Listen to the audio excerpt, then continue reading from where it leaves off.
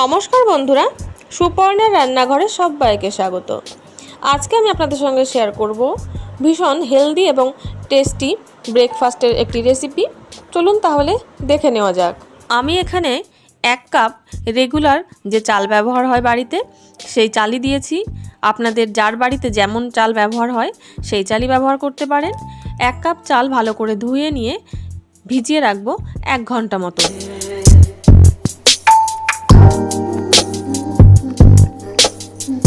থেকে 3 বার কিন্তু জল বদলে বদলে চালটাকে খুব ভালো করে ধুয়ে নিয়েছি। এবার কিছুটা জল দিয়ে ভিজিয়ে রাখছি। 1 ঘন্টা ভিজিয়ে রাখার পরে চালটা কিন্তু ভিজে খুব সুন্দর ফুলে গেছে। এবার এই চালটাকে আবারও কিন্তু 2-3 বার ভালো করে ধুয়ে নেব। তারপরে একদম মিহি করে পেস্ট বানিয়ে নেব। চালটাকে খুব সুন্দর একদম মিহি একটা পেস্ট বানিয়ে নিয়েছি দেখুন। এবার এই চালের মধ্যে কিছু জিনিস আমি অ্যাড করব। তার জন্য প্রথমে দিয়ে দিচ্ছি সুজি। আমি এখানে 1 কাপ চাল নিয়েছিলাম, তার জন্য আমি দিয়ে দেব 1/2 কাপ পরিমাণে সুজি। তবে 1/2 কাপ সুজিটা আমি একবারে দিয়ে দেব না, প্রথমে অল্প একটু সুজি দিয়ে ভালো করে চাল বাটাটার সঙ্গে মিশিয়ে নেব।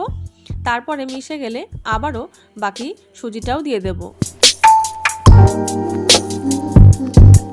সুজিটা দিয়ে খুব ভালো করে মিশিয়ে নিয়ে এবার এর মধ্যে দিয়ে দিচ্ছি স্বাদ অনুযায়ী লবণ আর 1/2 চামচ মতন চিনি আর লবণটাও ভালো করে মিশিয়ে নেব। তারপরে ঢাকা দিয়ে 5 মিনিট মতন রেখে দেব, যাতে সুজিটা খুব ভালোভাবে ভিজে যায়। ততক্ষণ আমি আরও একটা কাজ করে নেব। তার জন্য গ্যাসের ওপরে একটা আমি প্যান বসিয়ে দিয়েছি। প্যানটা গরম করে তার মধ্যে দিয়ে দিচ্ছি 2 টেবিল চামচ পরিমাণে সাদা তেল। তেলটা গরম হয়ে যাওয়ার পরে দিয়ে দেব 1/2 চামচ পরিমাণে কালো সর্ষে। সর্ষেটা একটু ভেজে নিয়েই গ্যাসের ফ্লেমটা কিন্তু অফ করে দেব। তারপরে এই তেলের মধ্যেই দিয়ে দিচ্ছি কুচনো কারি পাতা। কারি পাতাটা খুব বেশি কিন্তু ভাজবো না, এই গরম তেলের মধ্যে থেকে যেমন ভাজা হবে এতেই কিন্তু হয়ে যাবে। খুব বেশি ভাজলে কিন্তু কারি পাতার কালারটা একদম নষ্ট হয়ে যায়। এবার দেখুন ব্যাটারটা কিন্তু অনেকটাই ঘন হয়ে গেছে সুজি দেওয়ার কারণে। আমি এর মধ্যে সামান্য 2 চামচ পরিমাণে একটু জল দিয়ে দিচ্ছি। জল দিয়ে ভালো করে মিশিয়ে নিলাম।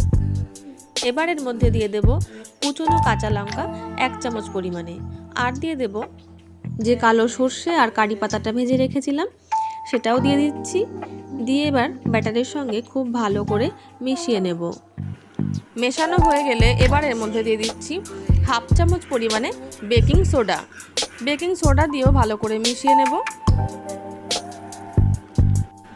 এবার এরকম একটা অ্যালুমিনিয়ামের বাটির মধ্যে সাদা তেল সামান্য একটু নিয়ে লাগিয়ে নিয়েছি। এবার এই বাটির মধ্যে পুরো ব্যাটারটা ঢেলে দেব। এবার গ্যাসের ওপরে একটা বড় পাত্রের মধ্যে অল্প কিছুটা জল দিয়ে একটা স্ট্যান্ড বসিয়ে রেখেছি। এবার এই বাটিটা ধরে স্ট্যান্ডের ওপরে বসিয়ে দেব। ঢাকা দিয়ে প্রথমে হাই ফ্লেমে রাখবো 5 মিনিট, তারপরে মিডিয়াম ফ্লেমে রাখবো 15 মিনিট। ঢাকা দিয়ে টোটাল 20 মিনিট স্টিম করার পরে আমি বের করে নেব। তৈরি হয়ে গেছে আমার আজকের রেসিপি।